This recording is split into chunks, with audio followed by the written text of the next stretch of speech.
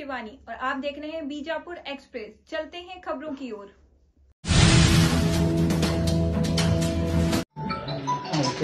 ಆತ್ಮೀಯ ಪತ್ರಿಕಾ ಬಂಧುಗಳೇ, ಇವತ್ತಿನ ದಿನ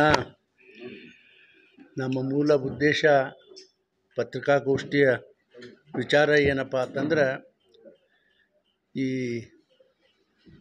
ಹನಗನಹಳ್ಳಿ ಆರೋಬಿ ಸುಮಾರು 70 ಕೋಟಿ ರೂಪಾಯಿ ಬ್ರಿಡ್ಜನ್ನು ನಿರ್ಮಾಣ ಆಗ್ಯದ. ನಾಳೆ 17ನೇ ತಾರೀಕಿಗೆ 11 ಗಂಟೆಗೆ ಆ ಬ್ರಿಡ್ಜಿನ ಓಪನಿಂಗ್ ಕಾರ್ಯಕ್ರಮವನ್ನು ನಾವೆಲ್ಲರೂ ಕೂಡಿ ಇಟ್ಕೊಂಡಿದ್ದೆವು. ನಮ್ಮ ಅಪೀಲ್ ಇಷ್ಟೇ, ಸುತ್ತಮುತ್ತಲಿನ ಹಳ್ಳಿಯಲ್ಲಿರ್ತಕ್ಕಂಥ ಜನರು ನಾಳಿನ ಕಾರ್ಯಕ್ರಮದಲ್ಲಿ ತಾವು ಭಾಗಿಯಾಗಬೇಕು ಅಂಥೇಳಿ ನಾವು ಎಲ್ಲ ಜನರಿಗೂ, ಆ ಸುತ್ತಮುತ್ತ ಹಳ್ಳಿಗೆ ಬರ್ತಕ್ಕಂಥ ಜನರಿಗೆ ನಾವು ವಿನಂತಿ ಮಾಡ್ಕೋತೀನಿ ಅಂಥೇಳಿ ಈ ಸಂದರ್ಭದಲ್ಲಿ ನಾನು ಹೇಳಿ, ತಮ್ಮೆಲ್ಲರಿಗೂ ಗೊತ್ತಿದೆ ಬಿಜಾಪುರ ಊರಾಗಿದ್ದವ್ರಿಗೆ, ಬಿಜಾಪುರ ಸುತ್ತಮುತ್ತಿರೋರಿಗೆ ಎಷ್ಟು ತೊಂದರೆಗಳಿದ್ದು. ಇಲ್ಲಿ ನೋಡ್ರಿ, ಬಿಜಾಪುರ ಊರಿಗೆ 3 ಕಡೆ ಗೇಟ್ಗಳಿದ್ದು, ಮ್ಯಾನ್ಯುವಲ್ ಗೇಟ್. ಅಲ್ಲಿ ಆರೋಬಿ ಆಗಬೇಕು ಅಂಥೇಳಿ ಬಹಳ ಪ್ರಯತ್ನ ಹಿಂದಿನಿಂದ ನಡ್ಕೋತ ಬಿತ್ತು, ಅದು ಆಗಿದ್ದಿಲ್ಲ. ನಾನು ಕೂಡ ಬಿಜಾಪುರ ಬಂದ ಮೇಲೆ 2-3 ಸಲ ಕೇಳಿದೆ, ಒಂದೊಂದು ಕೇಳಿದ್ದೆ, ಅದು ಆಗಿದ್ದಿಲ್ಲ. ನಾನು ಈ ಪಾರ್ಲಿಮೆಂಟಲ್ಲೇ ಅದಕ್ಕಿಂತ ಮುಂಚಿದ ಪಾರ್ಲಿಮೆಂಟಿಗೆ ಇದ್ದಾಗ ನಾನೇ ಸ್ವತಃ ರೈಲ್ವೆ ಮಂತ್ರಿಗಳಿಗೆ ಬರೆದು, ಬಿಜಾಪುರದಾಗ 3 ಕಡೆ ಟ್ರೈನ್ಗಳು ಹಾಯ್ದು ಹೋಗ್ತವೆ, ಸುಮಾರು ಒಂದೊಂದು ಕಿಲೋಮೀಟರ್ ಗಟ್ಟಲೆ ಗಾಡಿ ಸಿಟಿಯಾಗಳು ನಿಂದಿರ್ತವೆ, ಭಾಳ ತೊಂದರೆ ಆಗ್ಯದ. ನಾನು ಹಿಂದೆ ರಿಕ್ವೆಸ್ಟ್ ಮಾಡೀನಿ, ಆಗಿರಲಿಲ್ಲ. ಈ ಸಲ ಆಗಬೇಕು ಅಂಥೇಳಿ ಒತ್ತಾಯ ಮಾಡಿದಾಗ 3 ಬ್ರಿಡ್ಜ್ಗಳನ್ನು, ಒಂದು ನಿಮ್ಮ ಹನುಮಾನ, ವಜ್ರ ಹನುಮಾನ, 2ನೇ ಬ್ರಿಡ್ಜು ಇಲ್ಲಿ ಇಬ್ರಾಹಿಂಪುರ, 3ನೇ ಬ್ರಿಡ್ಜ್ ಅಲಿಯಾಬಾದ್, ಈ 3 ಬ್ರಿಡ್ಜ್ಗಳನ್ನು ಒಂದೇ ಬಜೆಟ್ನಲ್ಲಿ ಮಂಜೂರಾತಿ ಮಾಡಿ, ಮೋದಿಯವರ ಸರ್ಕಾರ ಮಂಜೂರಾತಿ ಮಾಡಿಕೊಡ್ತು ಅಂತಕ್ಕಂಥ ಮಾತು ಹೇಳೋದ್ರ ಜೊತೆಗೆ, ಅವತ್ತೇ ಈ ಸವನಹಳ್ಳಿ ಬ್ರಿಡ್ಜು ಕೂಡ ಸುಮಾರು 70 ಕೋಟಿ ರೂಪಾಯಿ ಅಂದಾಜಿನ ಬ್ರಿಡ್ಜನ್ನು ಮಂಜೂರಾತಿ ಮಾಡಿದ್ರು. ಆದರೆ ಮೊದಲು ಸ್ವಲ್ಪ ಭಾಳ ತಡ ಆಯಿತು. ಹಿಂದೆ ಏನಾಗಿತ್ತು, ಬರೀ 2 ಲೇನ್ ಬ್ರಿಡ್ಜ್ ಮಾಡ್ತೇವೆ ಅಂಥೇಳಿ ಅವರು ಮಾಡ್ತೇವೆ ಅಂತ ಹೇಳಿದರು, ಮಾಡಿಸ್ಬಿಡ್ಲಿಲ್ಲ. ಕಾರಣ ಏನು ಅಂತಂದ್ರೆ, ಮುಂದಿನ ದಿನಮಾನಗಳಲ್ಲಿ ಇದು ಹುಬ್ಬಳ್ಳಿ ಮತ್ತು ಬಿಜಾಪುರ ಇದು 4 ಲೇನ್ ಆಗ್ತದ, ಮತ್ತು ನೀವು ಬರೀ 2 ಲೇನ್ ಮಾಡಿಟ್ರೆ ಇದು ಪ್ರಾಬ್ಲಮ್ ಆಗ್ತದೆ, ಮಾಡಬೇಡ್ರಿ ಅಂತ ನಿಲ್ಲಿಸಿ ಪುನಃ ಸರ್ಕಾರದಿಂದ ಈಗ ಬೆನ್ನು ಹತ್ತಿ ಅದನ್ನು ಪುನಃ 4 ಲೇನ್ ಮಾಡಿಸ್ತಕ್ಕಂಥ ಪ್ರಯಾಸ ಮಾಡಿದ ಮೇಲೆ ಇವತ್ತು ಆ ಬ್ರಿಡ್ಜ್ ಮಂಜೂರಾಗಿ ಪೂರ್ತಿ 70 ಕೋಟಿ ರೂಪಾಯಿ ಬ್ರಿಡ್ಜನ್ನು ನಾಳೆ 17ನೇ ತಾರೀಕಿಗೆ ನಾವೆಲ್ಲರೂ ಕೂಡ ಅದನ್ನು ಇನಾಗ್ರೇಷನ್ ಮಾಡಬೇಕು ಅಂಥೇಳಿ ನಾವು ತೀರ್ಮಾನ ಮಾಡಿದೆವು. ಅದಕ್ಕೆ ಜನರಿಗೂ ಕೂಡ ನಾನು ಅಪೀಲ್ ಮಾಡ್ಕೋತೀನಿ ಅಂಥೇಳಿ ಸಂದರ್ಭದಲ್ಲಿ ಹೇಳಿ, ಬಿಜಾಪುರಿಗೆ ಬರ್ತಕ್ಕಂಥ ನೋಡ್ರಿ, ಅದು ಈಗ 3 ರೈಲ್ವೆ ಬ್ರಿಡ್ಜ, ಸವನಹಳ್ಳಿ, ಈಗ ಮತ್ತೆ ಒಂದು ಗಣೇಶ್ ನಗರ ಏನಪ್ಪ, ಗಣೇಶ್ ನಗರಿಗೂ ಕೂಡ ಒಂದು ಆರೋಬಿ ಮಂಜೂರಾಗ್ಯದ ಹೈವೇ ಮೇಲೆ, ಅಂದರೆ ಇದು ಮನಗುಳ್ಳಿ ರೋಡಿಗೆ ಅದನ್ನು ಕೂಡ ಮಂಜೂರಾಗ್ಯದ. ಅದಕ್ಕೆ ಸುಮಾರು ಅಂದಾಜು ವೆಚ್ಚ ಅದಕ್ಕೆ 60-68 ಕೋಟಿ ರೂಪಾಯಿ ಇರಬೇಕು ಅಂಥೇಳಿ ನನಗೆ ಅನ್ನಿಸ್ತದ. ಅದನ್ನು ಕೂಡ ಈಗ 17ನೇ ತಾರೀಕಿಗೆ ಇದನ್ನು ಪೂಜೆ ಮಾಡಿ, ಈ ಒಂದು 20-25 ಒಳಗಾಗಿ ಆ ಬ್ರಿಡ್ಜಿಗೂ ಕೂಡ ಏನೋ ಫೌಂಡೇಶನ್ ಹಾಕಿಸ್ತಕ್ಕಂಥ ಕೆಲಸ ನಾವೆಲ್ಲರೂ ಕೂಡಿ, ಪಕ್ಷದ ಕಾರ್ಯಕರ್ತರು ನಾವೆಲ್ಲರೂ ಕೂಡಿ ಮಾಡ್ತೇವೆ ಅಂಥೇಳಿ ಈ ಸಂದರ್ಭದಲ್ಲಿ ಹೇಳಿ, ಇದೆಲ್ಲವೂ ಕಡೆಗೆ ಯಾರ್ದಪ್ಪ ಅಂತಂದರೆ ನಾನು ನರೇಂದ್ರ ಮೋದಿಯವರು ನಿಜವಾಗಿ ನಾನು ಅಭಿನಂದನೆ ಹೇಳ್ತೀನಿ. ನನ್ನ ಬಿಜಾಪುರ ಜಿಲ್ಲೆ ಜನರಿಗೆ ಏನೇನು ಬೇಕಾಗಿತ್ತು ತಾವೆಲ್ಲನೂ ಮಾಡಿಕೊಟ್ರಿ ಅಂತಕ್ಕಂಥ ಮಾತು ನಾನು ಭಾಳ ಸಲ ಭೇಟಿಯಾಗಿನೂ ಹೇಳಿನಿ, ಈಗೂ ಕೂಡ ಹೇಳ್ತೀನಿ. ಅವರ ಒಂದು ಪ್ರಯಾಸದಿಂದ ಈ ಎಲ್ಲ ಕೆಲಸಗಳನ್ನು ಆಗ್ಯಾವ. ಈಗ ತಾವೇ ನೋಡಿದ್ದೀರಿ, ಬಿಜಾಪುರಿಗೆ ಎಷ್ಟು 5-6 ನ್ಯಾಷನಲ್ ಹೈವೇಗಳು ಬಂದು, ಎಲ್ಲಕ್ಕಿಂತ ಆಶ್ಚರ್ಯ ಅಂದರೆ ನನ್ನ ಊರಿಗೆ ಒಂದು, ನನ್ನ ಮನೆ ಮುಂದೊಂದು ನ್ಯಾಷನಲ್ ಹೈವೇ ಇದ್ದದ. ಒಟ್ಟು ಸುಮಾರು 5-6 ನ್ಯಾಷನಲ್ ಹೈವೇಗಳು ಬಿಜಾಪುರಿಗೆ ಬಂದು, ಅದಷ್ಟು ಅಲ್ಲದೆ ನನಗೆ ಸಮಾಧಾನ ಆಗಿಲ್ಲ. ಈ 7 ನ್ಯಾಷನಲ್ ಹೈವೇ ಬಂದಿರೋದ್ರಿಂದ ಬಿಜಾಪುರನಲ್ಲಿ ಟ್ರಾಫಿಕ್ ಹೆಚ್ಚಾಗಿಬಿಟ್ಟದ, ಹೈದಾಡ್ಲಿಕ್ಕೆ ಆಗ್ತಾ ಇಲ್ಲ. ಅದಕ್ಕೆ ಪುನಃ ಅದನ್ನೆಲ್ಲ ಯೋಚನೆ ಮಾಡಿ ಸುಮಾರು 47 ಕಿಲೋಮೀಟ್ರ್ ಉದ್ದದ ಒಂದು 750 ಕೋಟಿ ರೂಪಾಯಿಯ ಹಣ ಬೇಕು ಅಂತ ಹೇಳಿ ನಾನು ಕೇಳಿದ್ದ, ಯಾರಿಗೆ, ನಮ್ಮ ಗಡ್ಕರಿ ಸಾಹೇಬರಿಗೆ. ಅದಕ್ಕೆ ಮಂಜೂರಾತಿಯನ್ನು ಕೊಡ್ತಕ್ಕಂಥ ಪ್ರಯಾಸ ಮಾಡ್ಯಾರ. ಈಗ ಅದು ಪ್ರಿಲಿಮಿನರಿ ಎಸ್ಟಿಮೇಟ್ ಮಾಡ್ತಾರಲ್ಲ, ಅದಕ್ಕೇನು ಹೇಳ್ತೀರಿ? ಅದು ಎಸ್ಟಿಮೇಟ್ ಅಲ್ಲ, ಪ್ರಿಲಿಮಿನರಿ ಎಸ್ಟಿಮೇಟ್ ಮಾಡ್ತಾರೆ, ಅದಕ್ಕೊಂದು ಹೆಸರು ಅದ. ಪ್ರಾಥಮಿಕ ಅಂದಾಜು ಮಾಡ್ಲಿಕ್ಕೆ ಗೌರ್ಮೆಂಟ್ ಆರ್ಡರ್ ಮಾಡ್ಯದ. ಈಗ ಅದನ್ನ ಟೆಂಡರ್ ಕೂಡ DPR ಮಾಡ್ಲಿಕ್ಕೆ ಮಂತ್ರಿಗಳು ಆರ್ಡರ್ ಮಾಡ್ಯಾರ. ಅದನ್ನ ಇವತ್ತು ನಾಳೆ ಟೆಂಡರ್ ಕರೆದು ಅದ ಪ್ರಕ್ರಿಯೆ ಪ್ರಾರಂಭ ಆಗ್ತದ ಅಂತಕ್ಕಂಥ ಮಾತವನ್ನ ಈ ಸಂದರ್ಭದಲ್ಲಿ ವರ್ತಲ್ ರೋಡ್ ರೀ, ರೌಂಡ್ ಬಿಜಾಪುರ ರಿಂಗ್ ರೋಡ್ ರೀ ಅನ್ರಿ, ಒಟ್ಟು ರಿಂಗ್ ರೋಡ್ ನೋಡ್ರಿ. ಅದು ಎಲ್ಲಿದೆಲ್ಲಿ ನಾ ಹೇಳಕ್ ಆಗಲ್ಲ, ಮಾಡೋರು ಅವ್ರು ಒಟ್ಟು ಬಿಜಾಪುರ ಸುತ್ತ ನೋಡ್ರಿ, ಎಲ್ಲಿದೆಲ್ಲಿ ಹೆಂಗ ಹೇಳಕ್ ಆಗುದಿಲ್ಲ. ಹೇಳಿನಿ ಒಟ್ಟು ರಿಂಗ್ ರೋಡ್ ಆಗ್ಬೇಕಂತ ಹೇಳಿನಿ, ಮಾಡ್ಲಕ್ ಒಪ್ಕೊಂಡಾರ. DPR ಆರ್ಡರ್ ಮಾಡ್ಯಾರ. 47 ಕಿಲೋಮೀಟರ್ 750 ಕೋಟಿ ರೂಪಾಯಿ ಅಂದಾಜು DPR ಆಗ್ಯದ. DPR ಮಾಡ್ಬೇಕು, ಅದನ್ನ ಟೆಂಡರ್ ಕರೆದು ಮಾಡ್ಬೇಕಲ್ಲ. ಅದ್ರ ಜೊತೆಗೆ ಅದರ ರಾಷ್ಟ್ರೀಯ ಹೆದ್ದಾರಿ ಪ್ರಾಧಿಕಾರದಿಂದ ಆಗಲ್ಲ. ಹೌದೌದು, ರಾಷ್ಟ್ರೀಯ ಹೆದ್ದಾರಿ ಅದೇ ಒಟ್ಟಾರೆ ಕೇಂದ್ರ ಸರ್ಕಾರ, ನ್ಯಾಷನಲ್ ಹೈವೇ ಆಗಿರ್ಲಿ, ಪ್ರಾಧಿಕಾರ ಆಗಿರ್ಲಿ, ಅದೇನು ನಮ್ಮ ಕರ್ನಾಟಕದ ಅಲ್ಲದ್ರಿ. ಆಮೇಲೆ ಈಗ ನೋಡ್ರಿ, ನೀವೇ ತಾವೆಲ್ಲ ನೋಡಿದಿರಿ, ತಾವು ಬರ್ದಿದ್ರಿ, ಹುಬ್ಬಳ್ಳಿ ಟು ಬಿಜಾಪುರ ಟು ಅಹಮದಾಬಾದ್, ಯಾವ್ದದು ಗುಲ್ಬರ್ಗ ಹುಮನಾಬಾದ್ ಅದನ್ನು 4 ಲೇನ್ ಆಯ್ತು. ಹುಮನಾಬಾದ್ 4 ಲೇನ್, ಅದನ್ನು ಟೂರ ಟೆಂಡರ್ ಆಗ್ತಾ ಇದಕ್ಕೆ DPRಗೆ, ಇದನ್ನು DPRಗೆ ಈಗ ಟೆಂಡರ್ ಆಗ್ತಾ ಇದೆ. ಹುಬ್ಬಳ್ಳಿ ಬಿಜಾಪುರ ಅದನ್ನು 4 ವೇ. ನೋಡ್ರಿ ಎಂತ ದೈವ ನಮ್ದು. ಯಾವಾದ್ರಿ ಹುಬ್ಬಳ್ಳಿ ಬಿಜಾಪುರ ಅದು ಪ್ರಾರಂಭ ಆಗ್ಯದ್ರಿ. DPR ಮಾಡ್ಯಾರ, ಕಳಿಸ್ಬೇಕಲ್ರಿ. ಅದನ್ನು ಎಲ್ಲ ಮುಗ್ದದ. ನೋಡ್ರಿ ಇವೆಲ್ಲಾನು ಬಹುಶಃ ನನಗೆ ಅನಿಸ್ತದ ನಮ್ಮ ಕರ್ನಾಟಕ ರಾಜ್ಯದಲ್ಲಿ ಇಷ್ಟೊಂದು ಹಣ ಬರಲಿಲ್ಲ ಯಾರಿಗೂ. ನೋಡ್ರಿ ಲೆಕ್ಕನೇ ಇಲ್ಲ. ಎಷ್ಟು ಆರು ನ್ಯಾಷನಲ್ ಹೈವೇ ಆ ಊರಿಗೆ ಅದಾವ. ಬೆಂಗಳೂರು ಒಂದು ಬಿಟ್ರೆ ಬಹುಶಃ ಇಡೀ ನಮ್ಮ ಲೋಕಸಭಾ ಕ್ಷೇತ್ರದಲ್ಲಿ ಆಗಿರ್ತಕ್ಕಂಥದ್ದು ಬಿಜಾಪುರ ನಂಬರ್ 1 ಅಂತೇಳಿ ನನಗೆ ಅನಿಸ್ತದೆ. ಯಾಕಂದ್ರೆ ಅಷ್ಟೊಂದು ಹಣ ಯಾರಿಗೂ ಕೊಟ್ಟಿಲ್ಲ, ಮತ್ತು ಅಷ್ಟೊಂದು ರೋಡುಗಳು ನ್ಯಾಷನಲ್ ಹೈವೇ ಎಲ್ಲಿನೂ ಆಗಿಲ್ಲ ಯಾವ ಜಿಲ್ಲೆನಲ್ಲಿ. ನಮ್ಮ ಬಹುಶಃ ಬಿಜಾಪುರ ಫಸ್ಟ್ ಅಂತೇಳಿ. ನೋಡ್ರಿ ಎಷ್ಟು ಹೈವೇಗಳು ನೋಡ್ರಿ. ಅತ್ನಿ ರೋಡ್ ಅಂತ ಬಂಗಾರ ಅಂತ ರೋಡ್. ಈಗ ಇದು ನಮ್ಮ ಥರ್ಗ ಮ್ಯಾಲಿಂದ ಅದು ಬಂಗಾರ ಅಂತ ರೋಡ್, ಮಹಾರಾಷ್ಟ್ರ. ಸೊಲ್ಲಾಪುರದಂತೂ ಗೊತ್ತೇ ಅದ. ಈಗ ಹುಬ್ಬಳ್ಳಿ ಧಾರವಾಡ ಆಗೋದು, ಹುಮನಾಬಾದ್ ಆಗೋದು, ಇವೆಲ್ಲ ಸುಮ್ಮನೆ ಆಗ್ತವೇನ್ರಿ? ಮತ್ತು ಅವರು ಉಳ್ಕಿದವ್ರು ಯಾಕಾಗಿಲ್ಲಪ್ಪ? ನಾನು ಈ ಸಾರ್ವಜನಿಕರ ಕೆಲಸದ ಜೊತೆ ನನ್ನ ಚಪ್ಪಲಿ ಹರಿಯುತನ ತಿರ್ಗಾಡ್ತೀನಿ ಬೆಂಗಳೂರು, ಡೆಲ್ಲಿನಲ್ಲಿ. ಯಾವ ಮಂತ್ರಿಗೂ ಬಿಡೋದ್ರೆ, ಯಾವ ಸೆಕ್ರೆಟ್ರಿಗೆ ಬಿಡೋದಿಲ್ಲ. ಬರೀ ಮಂತ್ರಿಗೆ ಹೇಳಿ ಅಷ್ಟೇ ಬಿಡೋದಿಲ್ಲ, ಸೆಕ್ರೆಟ್ರಿಗೂ ಫಾಲೋ ಅಪ್ ಮಾಡ್ತೀನಿ, ಬಿಡೋದಿಲ್ಲ ನಾನು.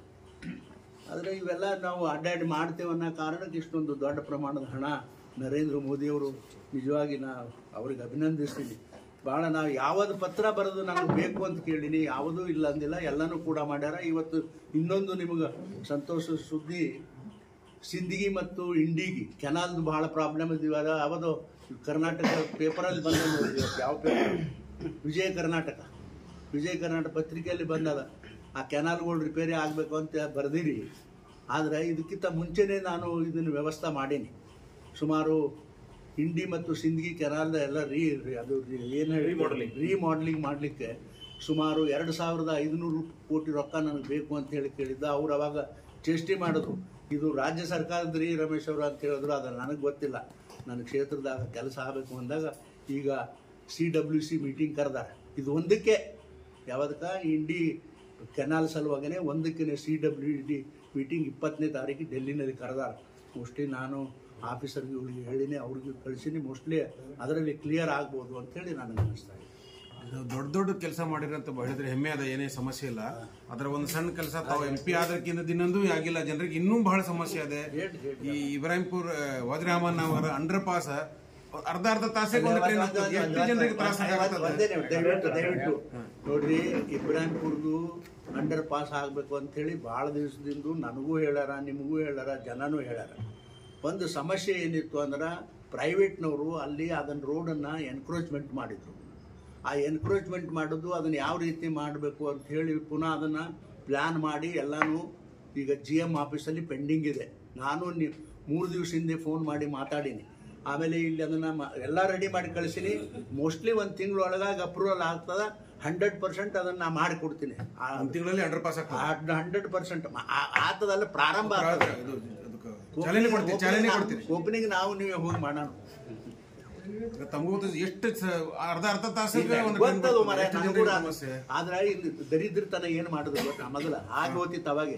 ಈಗ ಕಿತ್ಬಿ ಏನ್ ಮಾಡುದ್ರ ಅಂದ್ರೆ ಈಗ ರೋಡ್ ಈಗ ಹಿಂಗ್ ಬಂದದಲ್ಲ, ಈಗ ಇವ್ರೇನು ಮ್ಯಾಲ ಹಾಯ್ದು ಅಲ್ಲಿ ಇದು ಅದು ಈಗ ಮ್ಯಾನ್ಯುವಲ್ ಇದು ಐತಲ್ಲ ಗೇಟ, ಅದ್ರ ಮ್ಯಾಲ ಹಾಯ್ದು ಒಂದು ಬ್ರಿಡ್ಜ್ ಮಾಡೋದತ್ತ. ಇದು ಮಾಡಿ ಅದು ತೊಂದರೆ ಮಾಡಿದ್ರು ಇವ್ರು ನಡುವ. ಅದು ಸಿಟ್ಟು ಬಂದು ಬೈದು ಏನೇನು ಮಾಡಿದ ಮೇಲೆ ಈಗ ಇದಕ್ಕೆ ಒಪ್ಕೊಂಡಾರ. ಈಗ ಅದು ಈ ಒಂದು ತಿಂಗಳೊಳಗೆ ಕೆಲಸ ಕೊಡ್ತೀರಿ ಇದಕ್ಕೆ ಚೆನ್ನಾಗಿ ಸರ್. ಅದು ಒಟ್ಟು ಈಗ ಮೊದ್ಲಿಗೆ ಒಂದು 4 ವರ್ಷದ ಹಿಂದೆ ಅದು ಮೇನ್ ಆಚೆಗೆ ಒಂದು ಇದು ರಿಂಗ್ ರೋಡಿಗೆ ಒಂದು ಸೇತುವೆ ಆಯ್ತಲ್ಲ, ಮೇಲ್ ಸೇತುವೆ ಹುಬ್ಳಿ ರೋಡಿಗೆ. ಬಟ್ ಅಲ್ಲಿ ವಿಜಯಪುರ ಎಂಟ್ರಿನೇ ಒಂಥರ ಇದಾಗ್ಬಿಟ್ಟಿದೆ, ತಡ್ದಂಗೆ ಆಗ್ಬಿಟ್ಟಿದೆ. ನೀವು ಈ ಕಡೆಗೆ ಬರ್ಬೇಕು, ವಜ್ರ ಹನುಮಾನ್ ರೈಲ್ವೆ ಗೇಟ್ ಕಡೆ ಬರ್ಬೇಕು ಅಂದ್ರೆ ಅಲ್ಲಿ ರೋಡೇ ಸರಿ ಇಲ್ಲ.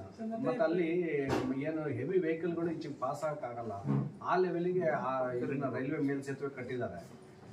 ಅದ್ರ ಬಗ್ಗೆ ತಾವೇನಾದ್ರು ಅದಕ್ಕೆ ಏನ್ ಮಾಡ್ಬೇಕಂತ ಅಂದ್ರೆ ಇವೆಲ್ಲ ಅಡಚಣೆಗಳು ನೋಡಿ ನಾ ರಿಂಗ್ ರೋಡಿಗೆ ಪ್ರಪೋಸಲ್ ಮಾಡೀನಿ.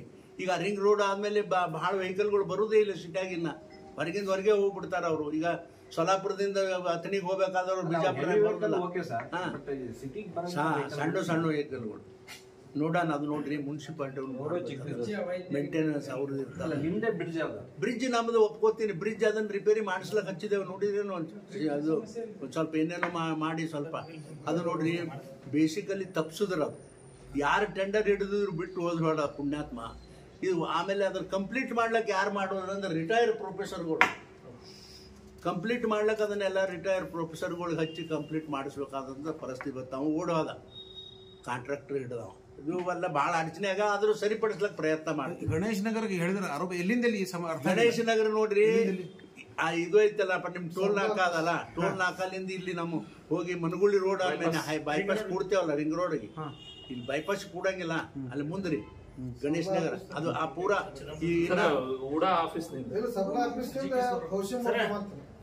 ಕರೆಕ್ಟ್ ಆಗಿ ಸರ್ಕಲ್ ಅದಲ್ರಿ. ಈ ಗಾಡಿಗಳು ಬರೋದಿಲ್ಲ, ನ್ಯಾಷನಲ್ ಹೈವೇ ಹೋಗಿ ಕೂಡೋದಿಲ್ಲ, ಊರಂತ ಹೋಗಿ ಕೂಡ್ತದಲ್ಲ ಮನಗುಳಿ ರೋಡ್ ಅಲ್ಲಿ ಅಲ್ಲೇ ಆಗೋದ್ರಿ. ಅದು ಪಕ್ಕ ರಿಂಗ್ ರೋಡಿಗೆ ಟೊಯೋಟಾ ಶೋರೂಮ್ ನೋಡ್ರಿ, ಟೊಯೋಟಾ ಶೋರೂಮ್ ಸರ್. ಇನ್ನೊಂದು ಇದ ಬಿಜಾಪುರಕ್ಕ ನಮ್ಮ ಸಂಸದರು ನಿಜವಾಗಿ ದೊಡ್ಡ ಕೊಡುಗೆನೇ ಇದೆ. ಯಾಕಂದ್ರೆ ಬಹಳಷ್ಟು ಬಿಜಾಪುರ ಎಲ್ಲರೂ ಕೂಡ ಅಲ್ಲಿ ನಾವು ಕೋಲಾರಕ್ಕೆ ಹೋಗುವಂತ ಹುಬ್ಳಿಗೆ ಹೋಗುವಂತ ರೋಡ್ನ್ಯಾಗ ಎಲ್ಲರೂ ಕಷ್ಟ ಅನುಭವಿಸಿ. ಇಡೀ ಬಿಜಾಪುರ ಜನ ಅಲ್ದ ಮತ್ತೆ ಬೇರೆ ರಾಜ್ಯದಿಂದ ಹೋಗುವಂತ ಅವ್ರಿಗೆ ಕೂಡ ಸಮಸ್ಯೆ ಆಗೈತಿ. ನಿಜವಾಗಿ ನಮ್ಮ ಸಂಸದರು ಕೊಟ್ಟಂತ ಕೊಡುಗೆ ಸಾಣದಲ್ಲ ಬಿಜಾಪುರ ಜನತೆಗೆ ಇರ್ಬೋದು ಈ ಭಾಗಕ್ಕೆ. ಅದಕ್ಕೆ ತಾವು ದಯಮಾಡಿ ನಾಳೆ ಹೆಚ್ಚಿನ ಜನ ಬರೋ ಹಂಗ ನಾ ಎಲ್ಲ ತಮ್ಮ ಮುಖಾಂತರ ಬಿಜಾಪುರ ಜಿಲ್ಲೆ ಎಲ್ಲ ಜನರಿಗೆ ನಾ ಮನವಿ ಮಾಡೋದು ಆ ಕಾರ್ಯಕ್ರಮದಲ್ಲಿ ಭಾಗಿಯಾಗಿರುತ್ತೆ.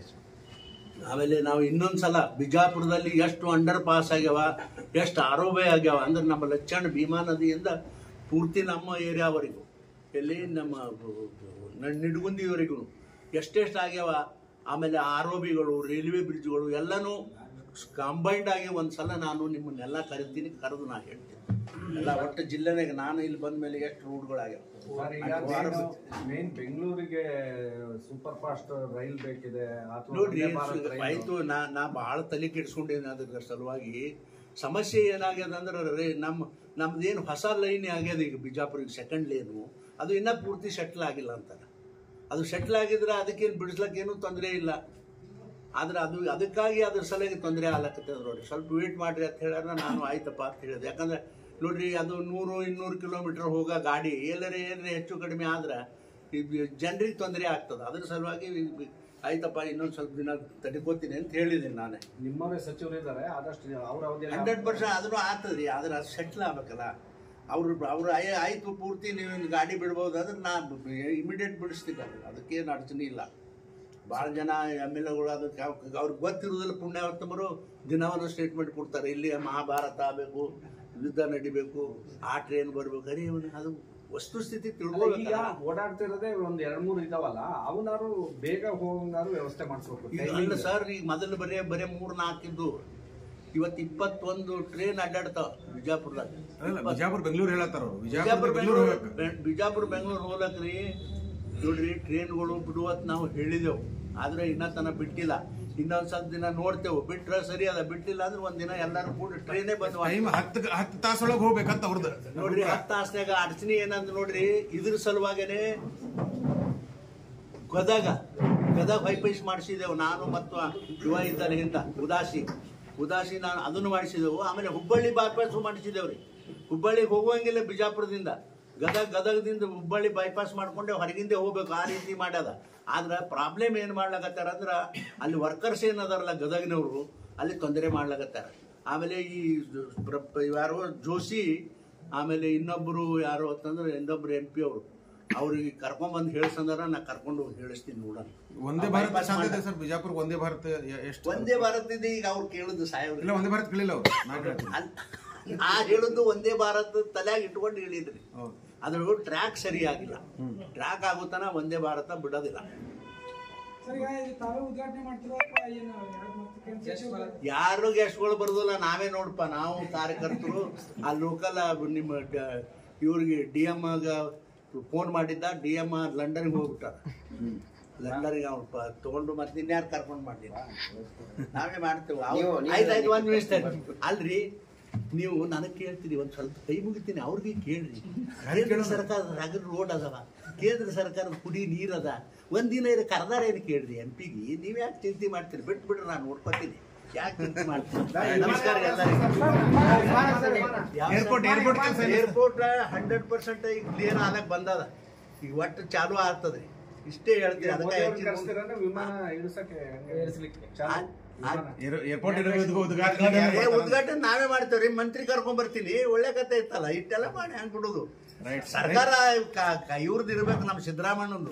ಬಟ್ ಅದಕ್ಕೆ ಚಾಲನೆ ಕೊಟ್ಟವ್ರು ನಾವ್ ಅದೇವ್ರು, ರೊಕ್ಕ ಕೊಟ್ಟವ್ರು ನಾವ್ ಅದೇವ್. ನಮ್ಮ ಮಂತ್ರಿ ಕರ್ಕೊಂಡ್ ಬರ್ತೇವ್ರಿ. ಶಾರ್ಟ್ಲಿ 1.5-2 ತಿಂಗಳ ಒಳಗಾಗ ಸುಪ್ರೀಂ ಕೋರ್ಟ್ ಒಳಗೆ ಕೇಸ್ ಪೆಂಡಿಂಗ್. ಅದೇ ರೀ ಇದೆ ನೋಡ್ರಿ. ಮೊದಲ ನಾವೇ ತಪ್ಪು ಮಾಡಿದವ್ರು ಅದು. ಯಾಕ ಮೊದಲೇ ಕ್ಲಿಯರೆನ್ಸ್ ತಗೊಂಡು ನಾವು ಮಾಡಿದ್ರೆ ಇದೇನು ಪ್ರಾಬ್ಲಮ್ ಇರ್ತಿರ್ಲಿಲ್ಲ. ಆ ಕ್ಲಿಯರೆನ್ಸ್ ತಗೊಳ್ಳಾರ್ದೆ ಜಲ್ದಿ ಆಲಿ ಅಂತ ಹೇಳಿ ಜಲ್ದಿ ಮಾಡ್ಲಕ್ ಹೋಗಿ ಸಿಗಾಕೊಂಡಿದ್ದೇವೆ ನೋಡ್ರಿ. ಇಷ್ಟೇ, ಬೇರೆ ಇಲ್ಲ.